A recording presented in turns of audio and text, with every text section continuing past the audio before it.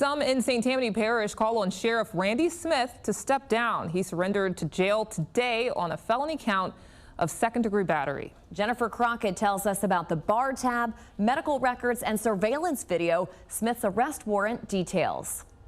A 5-page arrest warrant details the evidence prosecutors will use to build a case against St. Tammany Sheriff Randy Smith.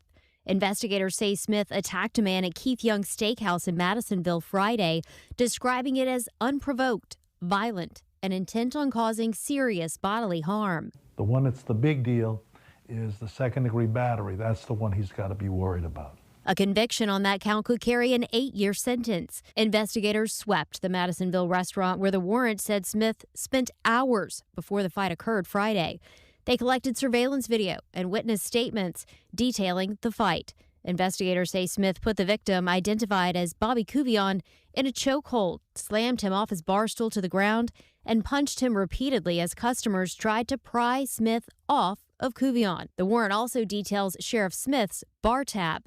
It totals nearly $350 and includes 5 glasses of wine, 4 martinis, and 9 mixed drinks. The warrant does not say if Sheriff Smith drank all of that alone, but it does cite that receipt along with reports Smith smelled like alcohol as the reason for a misdemeanor count of disturbing the peace, public intoxication.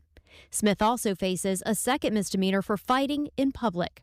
The warrant does not include a statement from the sheriff saying only he left the restaurant before deputies arrived. Most people are upset and don't really know how to respond to it.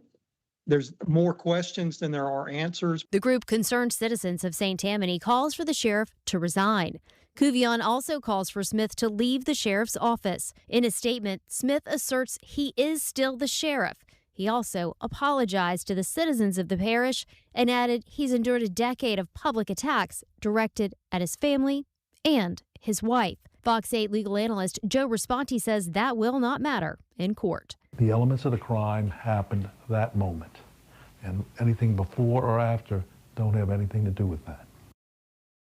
The warrant also says the victim sustained a level 2 concussion and his front teeth were dislodged. It says those injuries passed the threshold needed to file that felony battery account. Yesterday, we told you about concerns that this incident could affect proposed new funding initiatives for criminal justice in St. Tammany. And tonight, we have an update. The parish council decided to delay a sales tax proposal, giving people in St. Tammany more time to decide if they want that on the ballot in December or not.